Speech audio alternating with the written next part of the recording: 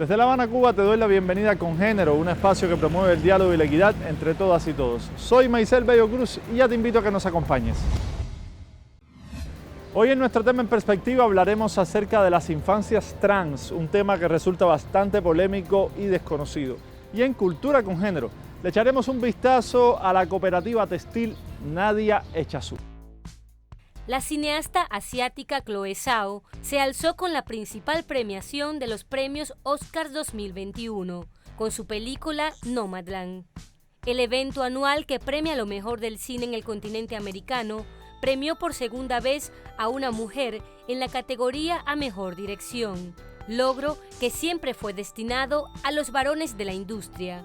Solo 2 mujeres han recibido este premio en más de 90 años de Oscar.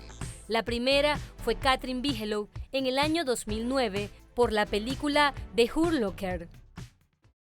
Chloe Zhao, Nomadland, 축하합니다.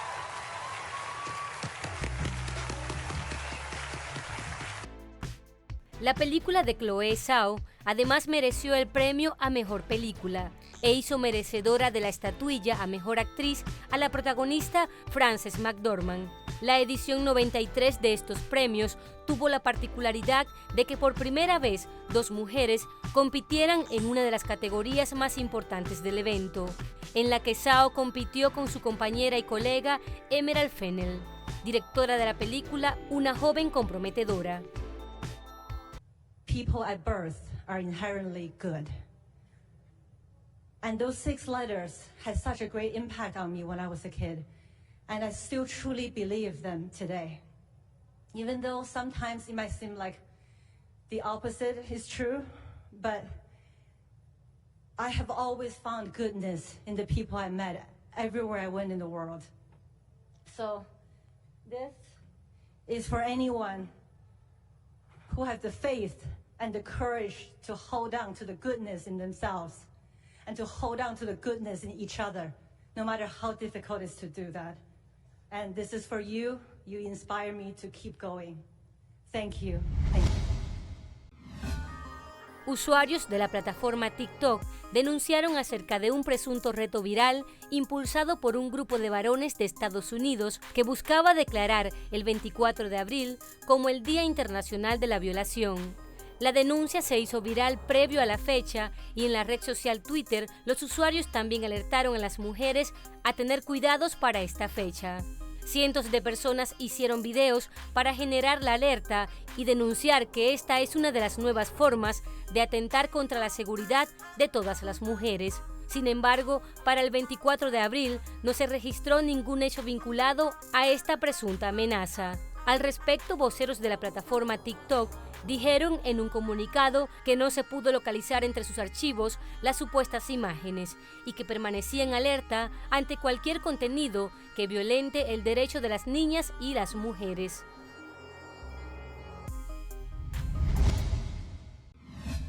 Ahora te propongo conocer algunos datos que nos muestran cómo la pandemia ha afectado de manera diferenciada a las comunidades trans.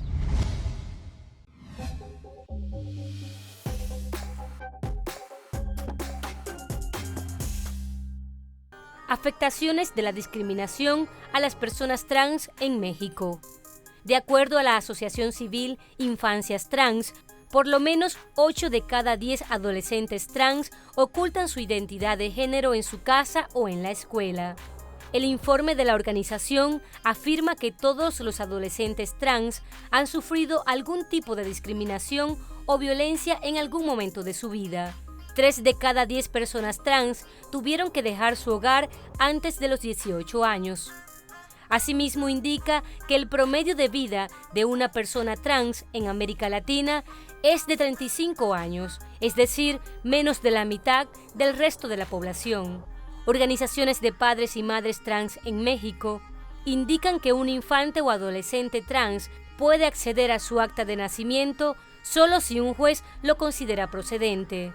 Las colectivas trans exigen tener un acta de nacimiento que reconozca su identidad y género vivido, porque esto les da acceso a educación, salud, seguridad social y denuncian que esto solo es posible mediante un juicio extenuante y costoso que vulnera su integridad y sus derechos. acciones que se complejizan y están detenidas debido a la pandemia por coronavirus. Datos que nos muestran lo difícil que es asumir a la comunidad trans en medio de una sociedad que la discrimina y minimiza. Te propongo hacer una pausa. Al regreso estaremos hablando acerca de infancias trans.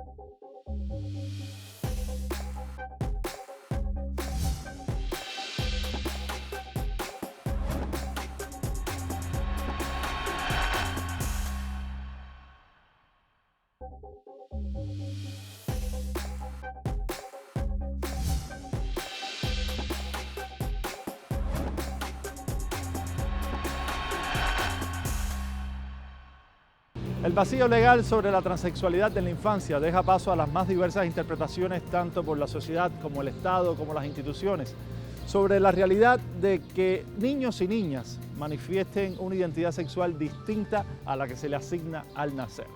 Sobre este tema estaremos hablando en perspectiva y contamos con el testimonio de Tania Morales.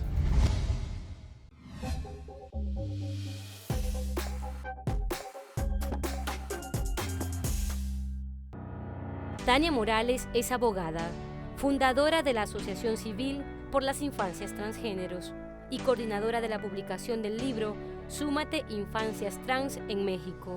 Ella junto a otros padres y activistas transgéneros se han unificado para visibilizar la cotidianidad y la realidad de la niñez y la adolescencia trans, haciendo aportes de proyectos jurídicos para que las personas trans puedan dignificar sus vidas a través del derecho a la identidad. Todos los niños tienen el derecho a sentirse seguros, a sentirse protegidos y como sabemos esto en las infancias trans no siempre es respetado. Pues existen niñas, niños, adolescentes que no se identifican con un género que se les impuso al momento del nacimiento. Cuando todas las personas nacemos, en general una práctica, es decir, esta es una niña o es un niño, dependiendo de una parte de su cuerpo, que son los genitales. Sin embargo, el género es una construcción y entonces hay niñas que sí se identifican con el género que se les asignó y hay niñas que no. Entonces, digamos que las personas que no se identifican y dicen mi género es otro, no el que está impuesto, a esas personas se les conoce como infancias transgénero.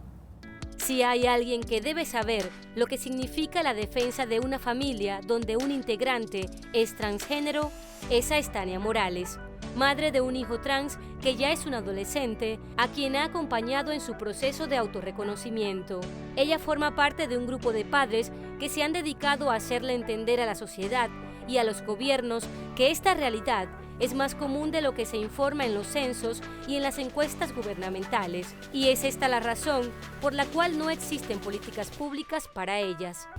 Sabemos que el grueso de la población no sabe sobre el tema, desconoce el tema, y hay una serie de mitos alrededor de la infancia trans que ha implicado que en algunos grupos, quizá las de índole más conservadora, haya oposición o resistencias a su experiencia. Digamos que sí, el tema del género, el tema de las ideas machistas o las ideas conservadoras, muchas veces suele ser un freno para nuestras acciones. Sin embargo, hemos tenido una buena respuesta de instituciones, que quizá, digamos, es a quienes dirigimos nuestro trabajo también, además de las familias con niñas trans. Sus propias vivencias la convirtieron en una madre militante y en una abogada activista por los derechos humanos de un grupo tan vulnerado como la comunidad LGBTIQ+. Bueno, pues la asociación civil surge de una vivencia personal, familiar. Yo tengo un hijo trans. Mi hijo tenía 13 años en la época en la que pudo expresar su vivencia en un género masculino y no femenino. Y yo no encontré en esa época ninguna clase de organización similar. Como te decía, soy abogada y básicamente yo estaba buscando un lugar en donde ampararme en términos de derechos, amparar a mi hijo en ese tema, como el acceso a su escuela de manera libre y siendo respetado en su género, el tener documentos de identidad. En México es el acta de nacimiento, pero en Latinoamérica, bueno, se le nombra de muchas maneras. Yo sabía como abogada que esos eran parte de sus derechos y no encontraba una organización que pudiera orientarme de cómo hacerlos valer en México, y no la había. Entonces, pues básicamente, si no había, había que hacerla, ¿no? Morales destaca que uno de los puntos que más genera polémica y que se argumenta por quienes no conocen ni entienden las identidades trans está relacionado con una interrogante que se hace presente en todos los debates. ¿Cómo saber o estar seguros si cuando un niño manifiesta ser trans realmente lo es? ¿Están los niños en la capacidad de decidir una identidad trans antes de alcanzar la mayoría de edad? Únicamente podemos determinar que estamos frente a una niña o un niño trans cuando la persona lo dice. No hay otra forma. Entonces, si una niña de 4 años te dice soy una niña, a pesar de que le hayas nombrado Pablo y le regales carritos y le vistas con pantalones, y si te dice soy una niña, hay que creerlo porque estamos frente a una niña trans. A estas preguntas ha tenido que hacer frente Tania durante sus años de activismo. Incluso esta fue una de las interrogantes planteadas por el equipo de investigación durante la entrevista para la realización de este programa. Pero sus argumentos son claros. La identidad trans no es una orientación sexual o una decisión que deba ser verificada o aprobada por el resto de la sociedad. Y específicamente a mí me llama la atención que en general no cuestionamos la identidad de género de las personitas que no son trans. Es decir, mi hijo cuando recién nació a los 3, 4, 5 años se le había socializado como una niña, se le había impuesto un género y nunca le cuestionamos si era una niña o no.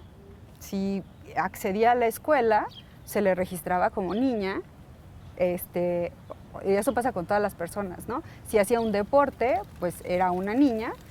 Y entonces para las personas que no son trans, no se cuestiona su identidad de género, solo se cuestiona en el caso de que sean personas trans. Y lo que quiero decir con esto es que todas las personas tenemos identidad de género, todas, no nada más las personas trans. Y les creemos y confirmamos el género únicamente a las personas que no son trans. Entonces ahí hay una variación en lo que podemos decir les creemos o no les creemos, o confirmamos que lo que están diciendo es cierto o no. Solo se pone en duda cuando la persona es trans. Una de las cosas que aclara Tania es que la identidad trans ha sido asociada al sufrimiento por la forma en cómo se ha mostrado esta realidad en el cine y la televisión, pero pone el caso particular de su hijo como una experiencia sana, feliz y acompañada, que pone en evidencia que existen diversas formas de apoyar y acompañar a las personas trans en sus procesos de transición. Mira, por fortuna la experiencia de mi hijo ha sido pues, una experiencia relativamente feliz. Tuvo un acompañamiento, un aval importante de su familia. Su familia dio un mensaje claro a la sociedad con la que convivíamos y a la escuela de él es un chico, se llama así y le debes tratar así. La primera reacción de los padres ante la manifestación de una infancia trans está asociada al miedo y a la inseguridad, y es allí donde queda en evidencia que hay poblaciones cuyos derechos son vulnerados y es la razón por la que los padres se convierten en activistas y sus hijos con ellos, hecho que vulnera doblemente la niñez. Es natural que las familias nos asustemos, nos asustemos ante lo que no conocemos. Entonces, mi sugerencia primera es que se informen antes de decir no, antes de decir eres muy pequeña o muy pequeño, antes de prohibir. Primero que se informen. Hoy hay mucha información sobre el tema, información fidedigna, información certera. Incluso hay un sistema internacional de derechos que avala la vivencia de las niñas, niños, adolescentes trans. Quizá las infancias no tendrían por qué ser visibles. Las infancias tienen que crecer y vivir sus vidas. Y quizá lo que hicimos fue visibilizarnos como una familia con infancias o adolescencias trans. porque el trabajo está en las familias. Las niñas, niños, niñas, adolescentes tendrían que vivir sus días sin necesidad de estar haciendo activismos. En todos los casos, Tania Morales llama a la reflexión sobre el cuestionamiento de las identidades trans y destaca que el reto está en entender que una sociedad que no es homogénea, sus conductas, elecciones y culturas tampoco lo son. Por ello, cada paso cuenta. Como familias, nuestro trabajo es proteger a nuestras niñas, niños, adolescentes y permitir su desarrollo libre y su desarrollo como cualquier persona. Entonces, creerles, escuchar, preguntarles, preguntar qué sienten, qué quieren, qué necesitan, porque también eso es importante, no es como que mi hijo entonces es un chico trans y yo voy a hablar con todo el mundo acerca de su vivencia, pues no, si le pregunto y él desea eso, yo lo hago, ¿no? Entender que son sus vidas y que las familias somos facilitadoras para que esas vidas sean vivibles y que crezcan de manera segura. Yo creo que también tener hijas e hijos trans es una gran oportunidad para cuestionarnos todo lo aprendido sobre el género. Todavía queda mucho por hacer. Hace falta una especie de ingeniería jurídica que garantice el respeto y el entendimiento por parte de la sociedad de los derechos de la comunidad trans. Te propongo hacer una pausa y enseguida regresamos con más de Congénero.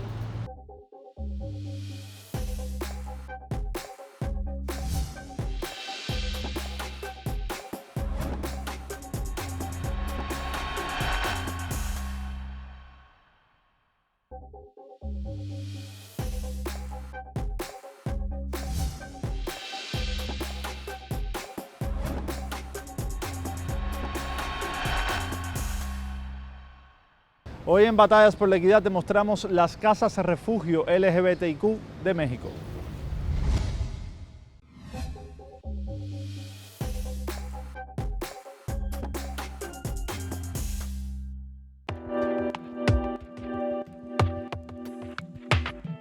Tras la pandemia que vive el mundo, muchas personas han quedado sin trabajo, sin alimentos y un número importante de ellas han sido expulsadas de sus hogares por el rechazo de sus familiares debido a su orientación sexual, lo que se convierte en una situación agobiante y de vulnerabilidad para el colectivo LGBTIQ+, grupo de por sí ya vulnerable.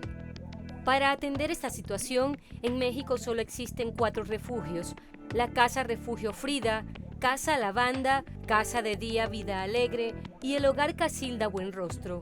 Espacios donde se brinda apoyo, aceptación, alimentos y un lugar donde dormir a personas trans víctimas de la pandemia. Perdí por la pandemia mi trabajo, de ahí pues yo ya tenía bastante tiempo arrastrando problemas con mi familia. Entonces es pues la decisión que deciden correrme de casa y por eso estoy aquí. La Casa Refugio Frida atiende las violencias sistemáticas, homofóbicas y transfóbicas que la pandemia visibilizó, pero que se viven a diario en muchos hogares. Este refugio temporal es el resultado del trabajo de distintas organizaciones que tomaron el espacio y lo convirtieron en un lugar seguro para la comunidad LGBTIQ+, para brindar el acompañamiento integral necesario, salud sexual, salud mental, capacitación y habilidades para integrarse a la vida diaria. Nace a partir de la necesidad que el Estado y la sociedad en sí se han olvidado de los sectores más vulnerables. Pero el rechazo hacia las colectivas de la diversidad sexual no llegó con la pandemia. En 2018, la encuesta sobre discriminación por motivos de orientación sexual e identidad de género reportaba que cada una de 4 personas del colectivo LGBTIQ eran rechazadas por sus familiares debido a su orientación sexual. A pesar de los abusos y necesidades que sufren, existen lugares donde son aceptados, como estos albergues que subsisten a partir de donaciones y realizan actividades para recaudar fondos que son destinados para sustentar a las personas del colectivo que habita en sus espacios. Te propongo ahora un repaso por lo que ha acontecido en las redes sociales en materia de género.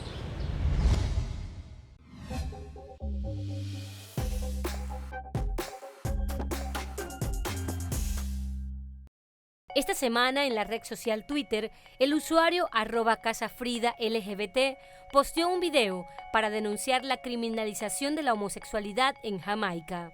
La criminalización de la homosexualidad sigue siendo una realidad ante la falta de voluntad política, obligando a miles de personas a buscar refugio en territorios más seguros. Escribieron en el mensaje para acompañar el siguiente video. I don't speak Spanish. I do try to learn. Cultural experience is different, but they do help out in whichever way they can.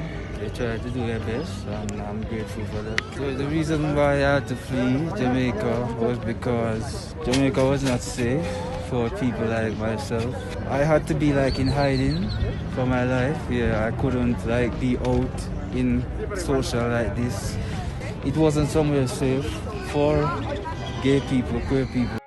Desde Grecia, el usuario @Ibai postea un video de trabajadores del arte en Atenas que va acompañado del siguiente mensaje. Trabajadoras del ámbito artístico cantando en castellano, el pueblo unido jamás será vencido. Protestan por la ausencia de ayudas a su sector. El coro entonado en castellano recorrió las diferentes redes sociales el pasado domingo 25 de abril. Hoy en Cultura con Género nos acercamos al trabajo de la cooperativa textil Nadia Echazú.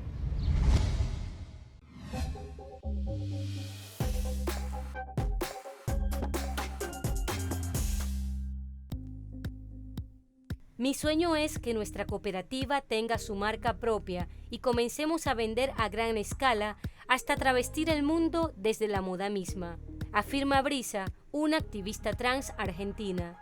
Ella es la presidenta de la cooperativa textil Nadia Echazú y junto a otras mujeres trans dan vida al taller Nadia Echazú, un espacio conformado por activistas que buscan aportar con su trabajo a la lucha por la igualdad y que con su nombre rinden honor a una de sus compañeras víctima de transfobia. El nombre es en honor a una travesti salteña que murió muy joven y era una gran activista, y entonces como modo de recuperación y reconstrucción de nuestra memoria y saber que la lucha acá fue muy ardua, muy dura. Pero la cooperativa es también una escuela de trabajo para personas travestis y trans, que se caracteriza por ser la primera empresa social gestionada y administrada por mujeres trans o trabas, como se autodenominan quienes forman parte de ella. Este proyecto, fundado y creado por la reconocida activista argentina Loana Berkins en 2008, promueve la integración social y brinda capacitación en costura, sublimado, estampado, serigrafía y producción de guardapolvos a sus integrantes. Empezamos a pensar que uno de los problemas graves que teníamos era el no acceso al trabajo, ¿no? Que ni nosotras mismas nos veíamos, ni la sociedad nos ve como fuerzas productoras de trabajo.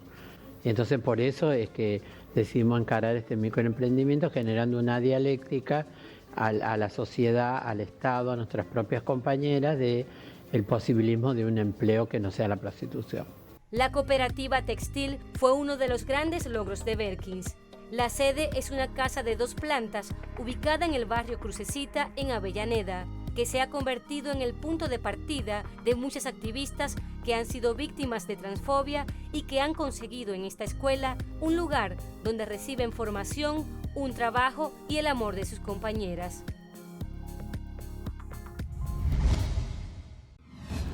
Llegamos al final. Recuerda que puedes seguir esta y otras emisiones en nuestra página web telesurtv.net, así como en nuestro canal de YouTube. Te dejamos con buena música. Hasta una próxima entrega de Cogénero.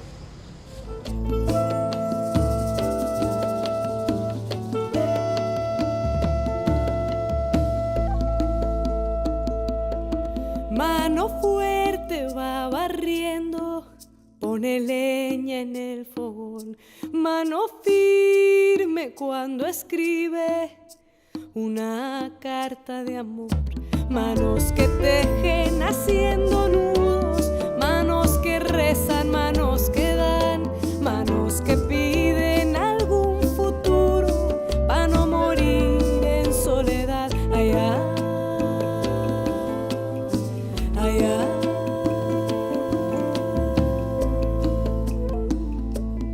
Mano vieja que trabaja enlazando algún telar. Mano esclava va aprendiendo a bailar su libertad. Mano